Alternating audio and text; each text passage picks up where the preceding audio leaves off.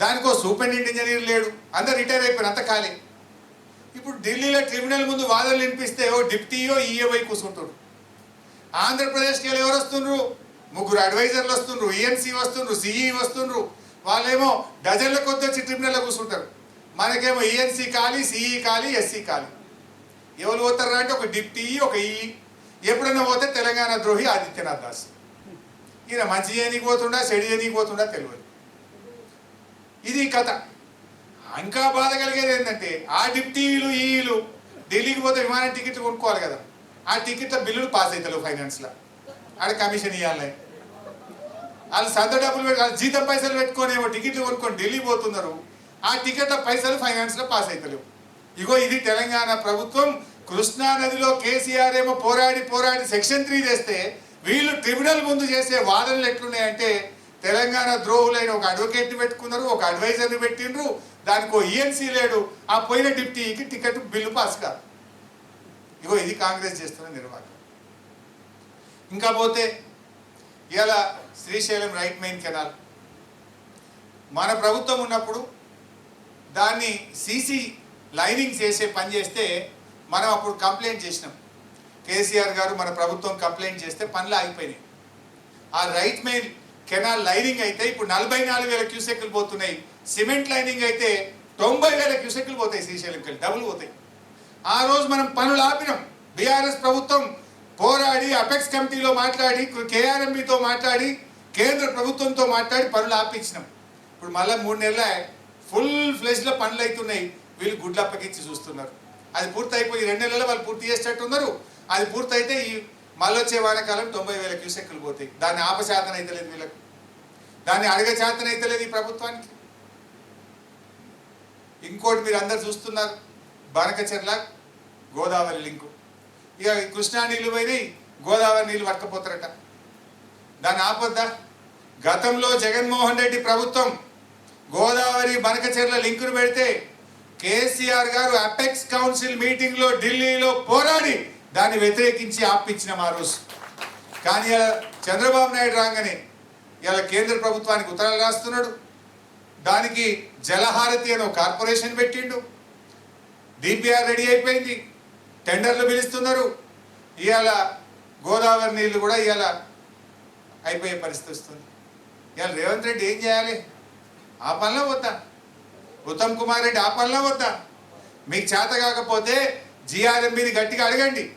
జిఆర్ఎంబీ ఒప్పుకోకపోతే apex council మీటింగ్కు demand చేయాల్సినటువంటి అవసరం ఉంది ఈరోజు. అపెక్స్ కౌన్సిల్ అంటే 2 రాష్ట్రాల మధ్య నీటి వివాదం ఉంటే ఆంధ్రప్రదేశ్ రాష్ట్ర విభజన చట్టం ప్రకారం 2 రాష్ట్రాల ముఖ్యమంత్రులు సభ్యులుగా కేంద్ర నీటిపారుదల శాఖ మంత్రి చైర్మన్గా అపెక్స్ కౌన్సిల్ ఏర్పాటు చేయబడ్డది. ఏదైనా వివాదం ఉంటే ఏ రాష్ట్ర ముఖ్యమంత్రి అయినా కేంద్ర నీటిపారుదల శాఖ మంత్రికి లెటర్ రాస్తే నెల లోపల మీటింగ్ పిలుస్తారు. ఆ మీటింగ్లో మాట్లాడి ఇవాళ ఇది ఆపాల్సినటువంటి అవసరం ఉంది. రేవంత్ రెడ్డి ఎందుకు అడుగుతలేను?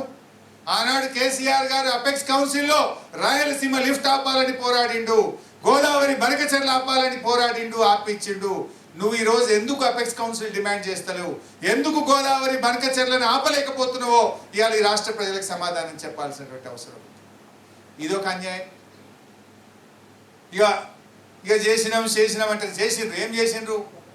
వీళ్ళు వచ్చిన ఏడాది అద్దంలో ఖమ్మంలో పెదవాగు కొట్టుకపోయింది, పాలమూరు ఎత్తిపోతల పథకంలో వట్టెం పంప్ హౌస్ మునిగిపోయింది, ఎస్ఎల్బీసీ కుప్పగూలిపోయింది, ఎస్ఎల్బీసీ టనల్ కుప్పగూలిపోయింది. మీకు ఒక ఇంపార్టెంట్ పాయింట్ చెప్పాలి. ఇప్పుడు మేము ఇంత పొడిగిచ్చినాం, మాది ఇంత గొప్ప తెలివి, మేము ఇంత చేసి పడగొట్టినాం, ఎస్ఎల్బీసీ ఇంత గొప్ప కట్టినాం, మేము ఏదో బీఆర్ఎస్ ప్రభుత్వం పట్టించుకోలేదు అన్నారు. అది కూడా అవాస్తవం. మన హయాంలో కూడా ఆ ప్రాజెక్టును దాదాపు 10.5 కిలోమీటర్లు తవ్వాం. చాలా ప్రయత్నం చేశాం. ఆ రోజు కేసీఆర్ గారు అసెంబ్లీ ప్రజెంటేషన్లోనే చెప్పిండ్రు, ఈ ప్రాజెక్టును ఇరికించిండ్రు, ఈ ప్రాజెక్టును ఎడగాకుండా చేసిండ్రు అని ఆ రోజే కేసీఆర్ గారు చెప్పారు. ఇవాళ ఏమైంది? మేము ఏడాది రవిపారిస్తాం. బీఆర్ఎస్ నిర్లక్ష్యం చేసింది. ఇక మేము బీక్తాం, పడగొట్టామని మాట్లాడిండు కోమటిరెడ్డి వెంకటరెడ్డి. ఏమైంది? ఆగమాగం పోయిండ్రు, నిపుణుల సలహా తీసుకోలేదు, సరిగ్గా చూసుకోలేదు. ఇవాళ పోయి తవ్వితే అది కుప్ప కూలితే 8 ప్రాణాలు పోయినాయి. బాధ కలిగే అంశం ఏంటంటే ఈరోజు అది టీబీమ్ మిషన్. అది లోపలికి పోవడే తప్ప బయటకు వచ్చి ఉండదు. ఎందుకు బయటకు రాదు అంటే అది తవ్వేటప్పుడు 10 మీటర్ల వ్యాసంతో తవ్వుతూ లోపలికి పోతుంది. అది ఎట్లెట్లా లోపలికి పోతుందో వెనుకకి సిమెంట్ లైనింగ్ చేసుకుంటూ వస్తారు. 0.8 మీటర్ సిమెంట్ లైనింగ్ అవుతుంది. అంటే అప్పుడు నీళ్ళు వచ్చేది 9.2 మీటర్స్, 9.2 మీటర్ల వ్యాసంతో ఆ సొరంగం ఉంటుంది నీళ్ళు రావడానికి. ఆ టీబీఎం అట్లే తవ్వుకుంటూ పోయి లాస్ట్కు దాని సైడ్కి కొత్తేస్తారు. సొరంగం అంతా అయిపోయినాక నీళ్ళు రావాలనేది దాని ఆలోచన. ఇన్లెట్ నుంచి ఒక టీబీఎం, అవుట్లెట్ నుంచి ఒక టీబీఎం పోయింది. ఇప్పుడు ఆ ఇన్లెట్ టీబీఎం ఏమో నడుస్తూ ఉంది, దాని బేరింగ్ పోయింది, ఏదో వస్తుంది చేస్తుంది అన్నారు. మొన్న కూలింది ఏంటిది? అవుట్లెట్ టీబీఎం కూలింది. ఇప్పుడు ఆ టీబీఎం ఖతం అయిపోయింది. ఆ టీబీఎం ఏమైంది? కూలి పనికి రాకుండా అయిపోయింది. ఇప్పుడు పరిస్థితి ఏంటంటే అది బయటకు రాదు, ముంగటికి పోదు. బయటకు ఎందుకు రాదు? నువ్వు వెనకకెళ్ళి సిమెంట్ లైనింగ్ చేసినావు కదా, దాని వృత్తం 10 మీటర్లు, కానీ నువ్వు లైనింగ్ చేసిన తర్వాత 9.2 మీటర్స్తో అయిపోయినాక 9.2 మీటర్సే క్లియర్ పెడుతుంది. ఇప్పుడు తీయాలంటే మనం మొత్తం లైనింగ్ అని గులగొట్టాలి. లైనింగ్ గులగొట్టలేవు, టీవీ బయటకు రాదు, అది ముంగటికి పోదు. మొత్తంగా ఎస్ఎల్బిసి త్రిశంకు సర్గంలో పడ్డది. ఇలా పరిస్థితి ఏంటంటే కనీసం శవాలు కూడా బయటకు తీస్తలేరు. 2 నెలలు అయిపోయింది. ఇక దాని ఆపరేషన్స్ కూడా బంద్ చేసి నెత్తికి చేతులు పెట్టుకొని కూర్చున్నారు. ఇక మేము వడగొట్టినాము, మేము ఇంత చేసినాం, మేము అంత చేసినామంటే ఏం చేసిరు నాయన? పెద్దవాగు కొట్టుకపాయ్, తానలు కుప్పగూలిపాయ్, వట్టెం పంపోజ్ మునిగిపాయ్. ఏడాది అర్థంలో మీరు ఉద్ధరించింది ఏంటంటే 1 ఎకరానికి నీళ్ళు ఇచ్చింది లేదు, ఒక ప్రాజెక్టు పూర్తి చేసింది లేదు, చేసింది ఏమి లేదు. కాళేశ్వరం ఏమో కావాలని పడబెట్టింది. ఇంతకు మించిన ఉద్దారకం ఏమైనా ఉన్నదా మీరు చేసింది? అసెంబ్లీలో స్పీచ్ ఇచ్చిండు ఉత్తమ్ కుమార్ రెడ్డి. ఏం చెప్తాడా బడ్జెట్లో? నేను కూర్చొని మంచిగా రాసుకున్నా. ఏం చెప్పిండు? ఈ మొదటి సంవత్సరంలోనే 6 ప్రాజెక్టులు పూర్తి చేస్తా, 6,50,000 ఎకరాలకు నీళ్ళు ఇస్తా, మాది పనిచేసే ప్రభుత్వం, మాది చేతుల ప్రభుత్వం, మేము ఇంతగానో పనిచేస్తాము అన్నారు. ఏడాది అయిపోయింది. మొన్న మళ్ళీ బడ్జెట్ పెట్టిరు. నేను తీస్తే ఏమైనా చేసిండ్రా భయ అని పుస్తకం అంతా చదివి ఏమన్నది? 1 ప్రాజెక్టు పూర్తయింది లేదు, 1 ఎకరానికి వచ్చింది లేదు. నేను లేచి అడిగిన, ఏమైనా నేను పోయినసారి అసెంబ్లీలో 6,50,000 ఇస్తా అంటివి, 6 ప్రాజెక్టులు పూర్తి చేస్తా అంటివి, మరి ఏది పూర్తి చేసినావో, ఏడ నీళ్ళు ఇచ్చినావో జర చెప్తావా అన్న. మాట్లాడుతూ మళ్ళీ తలకాయ కిందికేసుకున్నాడు, పోవుడే బయటికి మాట్లాడే లేదు. ఇది వాళ్ళ కథ. ఇప్పుడు అపోజిషన్లో కూర్చున్నప్పుడు మస్తుగా నరకచ్చు, చేస్తే తెలుస్తుంది. మరి ఏడవే 6,50,000 అన్నోడివి 65,000 ఎకరాలకు అన్ని ఇవ్వచ్చు కదా, పోనీ 6,000 ఎకరాలకు అన్ని ఇవ్వచ్చు కదా. ఆ 65,000 లేదు, 6,000 లేదు, గుండు 0. ఇప్పుడు మళ్ళీ చెప్పిండు ఈ సంవత్సరం 6 లక్షలకి ఇస్తాను. ఇక చూడాలి వాళ్ళు ఏం చెప్తాడు. ఇక మళ్ళీ బడ్జెట్ పట్టుకుంటే ఎక్స్పెక్టాను నేను. ఇది కథ వీళ్ళు. అంటే ఈ రకంగా ఏ ఒక్క పని కూడా చేసినటువంటి పరిస్థితి కానీ ఇది కానీ లేదు. ఇప్పుడు దాని ఎస్ఎల్బిసి అది ఆగమ్య గోచరం, త్రిశంకు స్వర్గం అయిపోయింది. సుంకిశాల అది ఇరిగేషన్ కాదు, డ్రింకింగ్ వాటర్, HMWS అని చెప్తలేదు. అది కూడా కుప్పకూలిపోయింది. ఇరిగేషన్దే మాట్లాడాలని ఇవాళ ఇరిగేషన్ మందమే మాట్లాడుతున్నారు. అమ్మా ఇప్పుడు అదే చెప్తున్నా కదా, ఆగమ్య గోచరం అంతా ఆగమాగం. త్రిశంకు స్వర్గంలో పడ్డది. వీళ్ళు చేసిన ఆగమాగం పనులకు ఇది ఎంత రేవంత్ రెడ్డి గవర్నమెంట్ ఎట్లుంటుంది అంటే, ఏ పని చేసినా సగం సగం ఆగమాగం, ఏది పురాగపునేది. రుణమాఫీ సగం కూడా కాలే, రైతు బంధు పావుల వల్లే, మూసి ముట్టుకొని దాన్ని వదిలిపెట్టిండ్రు, హైడ్రా ముట్టుకొని చేతులు కాల్చుకొని దాన్ని ఇడిచిపెట్టిండ్రు. ఏది చూసినా సగం సగం ఆగమాగం. సరే, మనకు టైం తక్కువ ఉన్నది, నేను ఇప్పటికే ఎక్కువైపోయింది, ఇంకొక 5 నిమిషాలు ముగిస్తా. 2వ టాపిక్ చూస్తున్నాం. అంటే ఇప్పుడు ఈ ఏడాది అర్థంలో కాంగ్రెస్ పార్టీ ఏ రకంగా సాగునీటి రంగంలో ఈ రాష్ట్ర ప్రయోజనాలు దెబ్బకొట్టిందో మీకు చెప్పే ప్రయత్నం చేస్తాను. ఇంకా 2వ పుస్తకం సాగునీటి రంగంలో తెలంగాణ ప్రగతి ప్రస్థానం. అంటే ఏం చేసింది బీఆర్ఎస్ 10 ఏళ్లలో, దీన్ని కూడా చాలా చక్కగా శ్రీధర్ దేశపాండే గారు వివరించే ప్రయత్నం చేసినారు. అందులో చాలా ఉన్నాయి, టైం లేదు, నేను క్లుప్తంగా చెప్పి కొంత స్కిప్ చేస్తా. మిషన్ కాకతీయ చెరువుల పునరుద్ధరణ. చాలామంది అనుకుంటారు ప్రభుత్వం వచ్చినాక ఈ స్కీమ్ వచ్చిందేమో అని, కానీ కేసీఆర్ గారు తెలంగాణ రావడానికి 2 ఏళ్ల ముందే ఆలోచించండు. తెలంగాణ వస్తే ముందు ఏం చేయాలి అంటే, జయశంకర్ సారు, ఆర్ విద్యాసాగర్ రావు గారు మేధో మదనంలో పుట్టిందే చెరువుల పునరుద్ధరణ, దాని పేరు మిషన్ కాకతీయ అని 2 ఏళ్ల ముందు పెట్టారు. ఎంత అద్భుతంగా ఒక యుద్ధ ప్రాతిపదికన ఆ ప్రాజెక్టును పూర్తి చేస్తే ఆ చెరువుల పునరుద్ధరణ జరిగితే 10,50,000 ఎకరాల ఆయకట్టు స్థిరీకరణ జరిగింది. ఇది బీఆర్ఎస్ సాధించిన విజయం. అదేవిధంగా పెండింగ్ ప్రాజెక్టులు మా అన్న చెప్పిండు, నిరంజన్ అన్న, ఈ చంద్రబాబు రాజశేఖర రెడ్డిల పుణ్యం దశాబ్దాల తరబడి పాలమూరు జిల్లాలో ప్రాజెక్టులు పేరు మారిపోయింది. దాని ఎవడు కల్వకుర్తి, నెట్టంపాడు, భీమా, కోయిల్ సాగర్ అంటలేరుగా, వాటి పేరే పెండింగ్ ప్రాజెక్టులు. ఆ పేరు ఎవరు తెచ్చిండ్రు? ఇదే ఘనత వహించిన కాంగ్రెస్ తెలుగుదేశంలో పుణ్యం.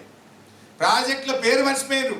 పెండింగ్ ప్రాజెక్టులు పూర్తి చేయాలని పాదయాత్ర, పెండింగ్ ప్రాజెక్టులు పూర్తి చేయాలని నిరాహార దీక్ష. ఈ ఎన్నికల్లో మేము గెలిస్తే పెండింగ్ ప్రాజెక్టులు పూర్తి చేస్తామనే కాడికి వచ్చింది కథగా. ఆ పెండింగ్ ప్రాజెక్టులను నిరంజన్ అన్న ప్లానింగ్ బోర్డు వైస్ చైర్మన్గా, లక్ష్మారెడ్డి గారు మంత్రిగా, నేను నీటిపారుదల మంత్రిగా ప్రాజెక్టు సైట్ల దగ్గర నేల మీద జంప్కాన్ వేసుకొని పడుకున్నాం. మేము ఆడ పనిచేసినాం. పరుపులు వేసుకోలే, మంచాలు వేసుకోలే, మేము జంప్కాన్ వేసుకొని మేము ప్రాజెక్ట్ సైట్లలో పండుకొని రాత్రింబవళ్ళు పనిచేస్తే ఇవాళ పెండింగ్ ప్రాజెక్టులను రన్నింగ్ ప్రాజెక్టులుగా మార్చి 4,000 కోట్ల రూపాయలు ఖర్చు పెట్టి 8 లక్షల ఎకరాలు ఆ వలసల జిల్లా పాలమూరు జిల్లాకు నీళ్ళు ఇచ్చింది కేసీఆర్ ప్రభుత్వం, బీఆర్ఎస్ ప్రభుత్వం. అది మనం సాధించింది. ఏం చేసిండ్రంటే, నేను ఒకసారి మా అన్న గుర్తు, అన్న నేను మీ అందరం ఇట్లే ఆ కల్వకుర్తి కెనాల్ మీద పోతా ఉన్నాం, నీళ్ళు వచ్చినాయి, ఇంకా కొన్ని స్ట్రక్చర్స్ ఏదో పెండింగ్ ఉంటే చూస్తూ పోతున్నాం. పోతుంటే ఏదో ఒక ఊర్లో రైతు ఒక పొలం కాడ ఆగి మాట్లాడించినాం. ఏం సంగతి తమ్మి, అంత మంచిదేనా, ఎట్లున్నావు, ఏం సంగతి అంటే, మాకేందనా ఇప్పుడు నీళ్లు ఫుల్లు, చేపలు ఫుల్లు, కరెంటు ఫుల్లు, మంచిగా ఉన్నామన్నా కేసీఆర్ వచ్చినాక అన్నాడు. ఒక సామాన్య రైతు నోట్లో మాట, నీళ్లు ఫుల్లు, చేపలు ఫుల్లు, కరెంటు ఫుల్లు, మాకు డోకా లేదు అని. అది తెలంగాణ సాధించినటువంటి విజయం. అట్లా ఎన్నో విషయాలు. ఎస్ఆర్ఎస్పి స్టేజ్ 2 దశాబ్దాల తరబడి పెండింగ్లో ఉన్న స్టేజ్ 2ను పూర్తి చేసి 4 లక్షల ఎకరాల్లో నీళ్లు పారించింది బీఆర్ఎస్ ప్రభుత్వం. ఖమ్మం జిల్లాలో భక్తరామదాస్ ప్రాజెక్టును 11 నెలల్లో పూర్తి చేసి 1000 ఎకరాలకు నీళ్లు ఇచ్చింది బీఆర్ఎస్ ప్రభుత్వం. నిజాం కాలంలో కట్టిన ఆర్డీఎస్ ప్రాజెక్టును ఇదే కంబైన్డ్ ఆంధ్రప్రదేశ్లో 87,500 ఎకరాలు బారే ఆర్డీఎస్ 10,20,000కి పడిపోతే అక్కడ తుమ్మిళ్ళ లిఫ్ట్ ఇరిగేషన్ 10 నెలల్లో పూర్తి చేసి నీళ్లు అందించింది గద్వాల్, ఆలంపూర్ ప్రాంతానికి బీఆర్ఎస్ ప్రభుత్వం. అట్లా ఎన్నో ప్రాజెక్టులు. పాలమూరు రంగారెడ్డి ఇవాళ అన్న ప్రెస్ మీట్ కూడా పెట్టి మంచిగా చెప్పింది. పాలమూరు రంగారెడ్డి 80% పూర్తయింది, ట్రయల్ రన్ అయిపోయింది, నీళ్ళు వచ్చినాయి బయటకు. కేవలం ప్యాకేజ్ 3లో రాళ్ళు వచ్చినాయి కొద్దిగా, ఒక 3-4 కిలోమీటర్లు ఆ రాళ్ళు బ్లాస్ట్ చేసి కెనాల్ త్రూ చేయాలి అంతే. టనల్ అయిపోయింది, పంప్ హౌస్ అయిపోయింది, సబ్ స్టేషన్ అయిపోయింది, ఎవ్రీథింగ్ ఈజ్ రెడీ. జస్ట్ 4-5 కిలోమీటర్లు ఆ రాళ్లను బ్లాస్టింగ్ చేసి కాలువ త్రూ చేస్తే పాలమూరు జిల్లాలో 50 టీఎంసీల నీళ్లు మనం నింపుకునేది ఉండే వానకాలంలో. ఏడాదిని అర్థమైంది 3-4 కిలోమీటర్ల కాలువ దవ చేత కదా ఈ ప్రభుత్వానికి. ఆ 3-4 కిలోమీటర్లు ప్యాకేజ్ 3లో కాలువ తవ్వి ఉంటే నారాపూర్ రిజర్వాయర్లో 8.5 టీఎంసీలు, ఏదుల్లో 6.5 టీఎంసీలు, వట్టెంలో 16 టీఎంసీలు, కర్వెనలో 17 టీఎంసీలు, మొత్తం 50 టీఎంసీల నీళ్లు మనం నిలుపుకునే అవకాశం ఉండే కదా. మీకు తెలివి లేక నీళ్లు వాడక 65 టీఎంసీలు ఆంధ్రాకి ఎక్కిస్తారు ఈ సంవత్సరం. ఇంకా 2 ఏళ్ళు అంటుండు. ఏంది వాళ్ళ ఉద్దేశం? జల్లి పూర్తయితే అంతా కేసీఆర్ చేసిండు అనుకుంటారని ఓ 2 ఏళ్ళు వడబెట్టి మళ్ళీ నిన్న ఉత్తమ్ పోయి ఇంకా 2 ఏళ్ళకి చేస్తారంట మెల్లగా.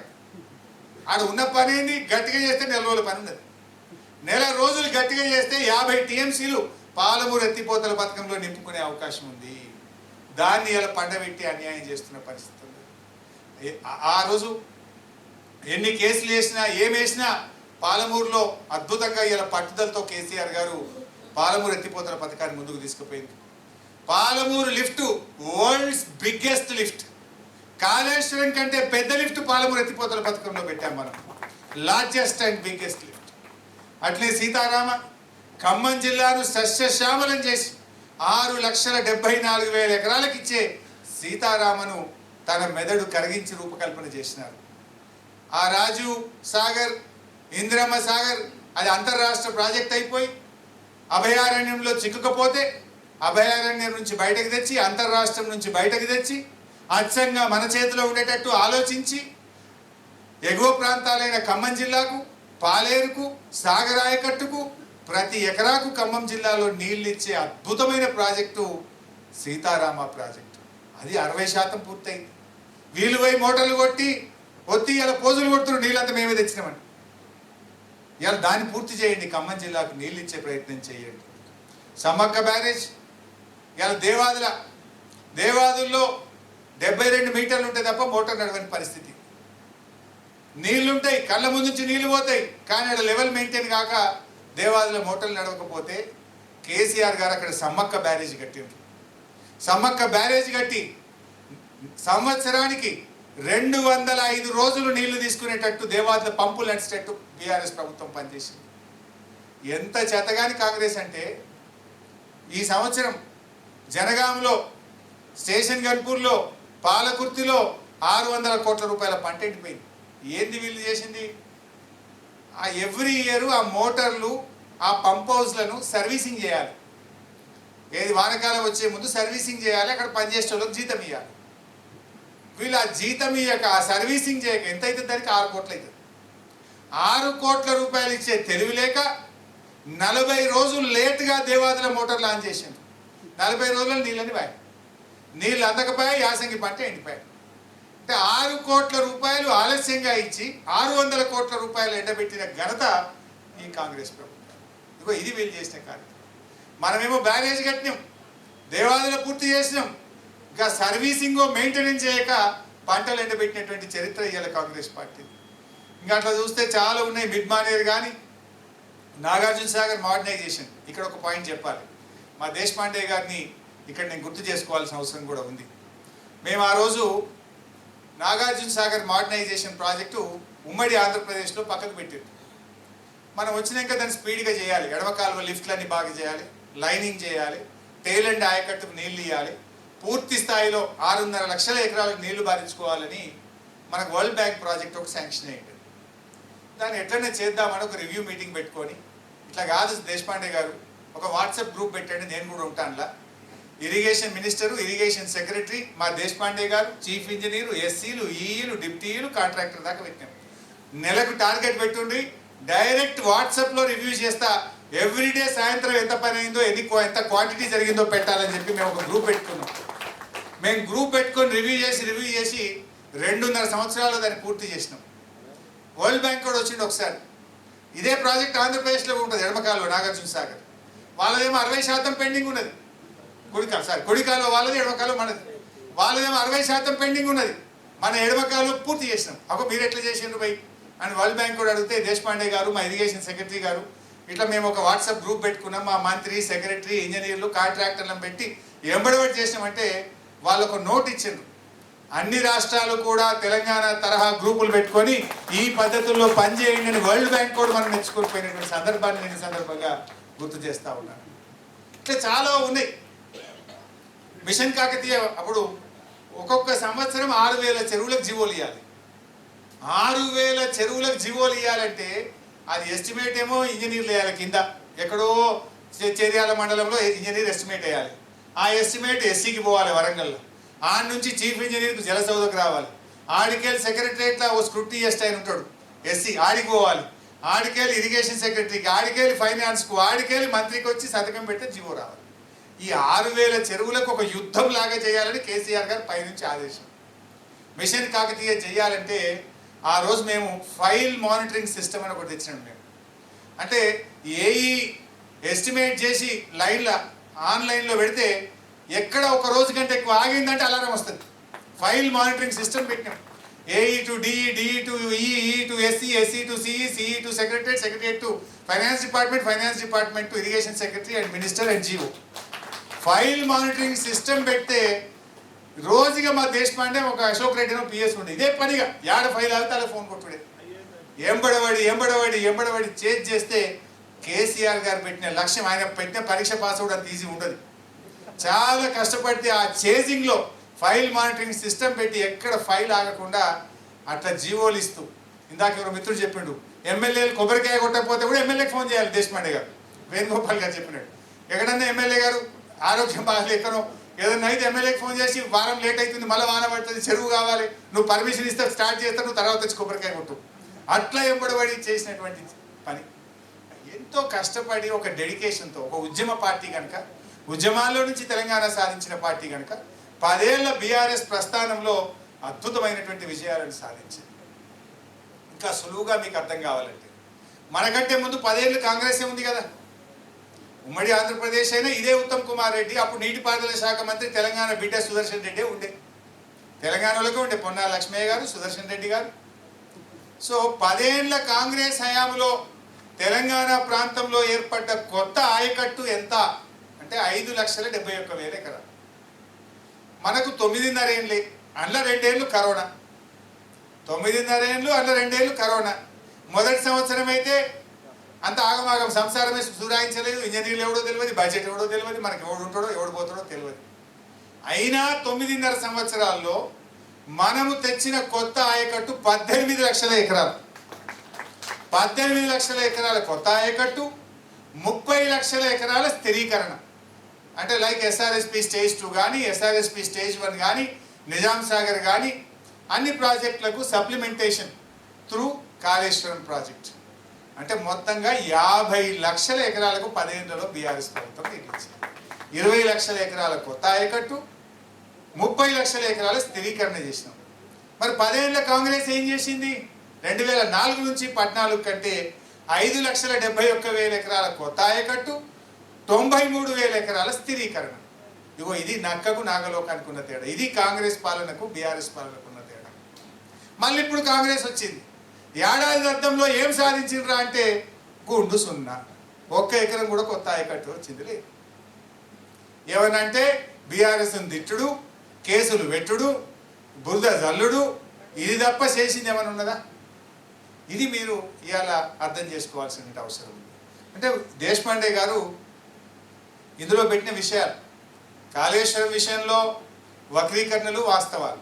దయచేసి నేను అందరినీ కోరేది ఒక్కటే, తెలంగాణ సోయిగల్ల వాళ్ళు, తెలంగాణ మేధావులు, తెలంగాణ ఉద్యోగులు, తెలంగాణ ఉద్యమకారులు తప్పకుండా ఈ పుస్తకాన్ని చదవాల్సినటువంటి అవసరం ఉంది. ఆన్లైన్లో కూడా ఈ పుస్తకం పెట్టిస్తాం, మీరు కొడితే ఆన్లైన్లో వచ్చేస్తుంది, చదవండి, లేదా మీకు బుక్ను పంపిస్తాం. అదేవిధంగా మన బీఆర్ఎస్ కుటుంబ సభ్యులు 10 ఏళ్ల బీఆర్ఎస్ ప్రస్థానం గురించి కూడా చదవాల్సిన అవసరం ఉంది. ఇప్పుడు నేను చెప్పినటువంటి 18 లక్షల ఎకరాల కొత్త ఆయకట్టు ఎక్కడెక్కడ వచ్చింది, ఏ ప్రాజెక్టుకి ఎంత వచ్చింది, ఏ కాన్స్టిట్యున్సీలు ఎంత వచ్చిందో కూడా రాసింది. ఇలా ఉత్తగా గంపకుత్త చెప్పలే, ఇలా ఏ ప్రాజెక్టు కింద ఎంత ఆయకట్టు వచ్చింది, ఏ జిల్లాలో ఎంత వచ్చింది, ఏ నియోజకవర్గంలో ఎంత వచ్చిందో కూడా ఇందులో స్పష్టంగా చెప్పబడ్డది. అంటే దీన్ని బట్టి అంటే ఎంత నిజాయితీ ఉంటే పని చేస్తే రాయగలుగుతాం కదా, పని చేయకపోతే రాయగలుగుతాడా? So everyone should read this. ఎవడైనా అడ్డం మాట్లాడితే కాంగ్రెస్ వాళ్ళకు గట్టిగా మీరు దిమ్మ తిరిగేటట్టు సమాధానం చెప్పాలని చెప్పి కూడా నేను ఈ సందర్భంగా కోరుకుంటాను. నిజంగా మనస్ఫూర్తిగా దేశపాండే గారిని అభినందిస్తా ఉన్నా. ఇవాళ బీఆర్ఎస్ పార్టీ చేయాల్సిన పనో, మెయిన్ చేయాల్సిన పనినో ఇవాళ తాను మీదేసుకొని ఈరోజు ఒక ఇంజనీర్గా ఆయన కష్టపడ్డాడు కనుక, అందులో మునిగి తేలిండి కనుక నిజాలు ప్రజలకు తెలవాలి, వాస్తవాలు ప్రజల ముందు ఉంచాలని చెప్పి నిజాయితీగా ఈ 2 పుస్తకాలు ఆయన ఈరోజు తీసుకురావడం జరిగింది. వారిని నేను మనస్ఫూర్తిగా తెలంగాణ ప్రజల పక్షాన, బీఆర్ఎస్ పక్షాన, ఈ తెలంగాణ ప్రజలు ఎవరైతే ఈ తెలంగాణ ప్రయోజనాలు కాంక్షిస్తారో, తెలంగాణ బాగుండాలని కోరుకునే అందరి పక్షాన వారికి నేను హృదయపూర్వకమైన ధన్యవాదాలు తెలియజేస్తా ఉన్నాను. హ్యాట్స్ ఆఫ్ టు దేశపాండే గారు. ఆయన పాపం రిటైర్ అయ్యిండు, హ్యాపీగా పిల్లలు అమెరికాలో ఉన్నారు. ఈ కెన్ గో టు అమెరికా, ఈ can enjoy his life. But ఆయన ఆనాడు ఉద్యమంలో జేఏసీ పెట్టి జై తెలంగాణ అని ఇంజనీర్ల జేఏసీ తరఫున కొట్లాడిండు. తెలంగాణ వచ్చిన తర్వాత జేఏసీ స్ఫూర్తితో తెలంగాణ ప్రాజెక్టులు పూర్తి కావాలని తన్నాడిండు. రిటైర్ అయినా నేను టైర్డ్ కాలేదు, ఇంకా తెలంగాణ సేవకుడిని అనుకున్నాడు. ఇవాళ తెలంగాణ సేవలో ఆయన ఈ అద్భుతమైన పుస్తకాలు తెచ్చి ముందు పెట్టిండు. ఇప్పుడు ఏమైతుంది దీంతో? కాంగ్రెస్ ప్రభుత్వం ఇంకా రేపటి నుంచి ఏం మాట్లాడగలుగుతుంది? నోరు మూసుకొని పని చేయాల్సిన పరిస్థితి ఏర్పడుతుంది. పని చేసి ఇంతకంటే మేము మంచిగా పని చేస్తామని చెప్పాల్సిందే తప్ప ఇంకా అడ్డంతోటం మాట్లాడితే నడవదు. ఇప్పుడు నిజాలు ప్రజల ముందుకు వచ్చినాయి. Now they are forced to work, they are forced to deliver, they are forced to do the work. పని చేయాల్సిందే తప్ప పని చేయకపోతే రేపు ప్రజల ముందు తల వంచాల్సిందే కాంగ్రెస్ పార్టీ. ఎందుకంటే బీఆర్ఎస్ ఏం చేసిందో ఇవాళ రాష్ట్ర ప్రజల చేతికి వెళ్ళింది. కాళేశ్వరం మీ కుట్రలు ప్రజలకు అర్థమయ్యేటట్టు వివరించిండు. దీని తర్వాత మీ కుట్రలు నడవై మీ అవాకులు చెవాకులు చెల్లై అని చెప్పి కూడా ఈ సందర్భంగా మనవి చేస్తూ ఇంత అద్భుతమైనటువంటి పుస్తకాలు తెచ్చి ఇంత ఓపికగా విన్న మీ అందరికీ నమస్కారం తెలియజేస్తూ జై తెలంగాణ.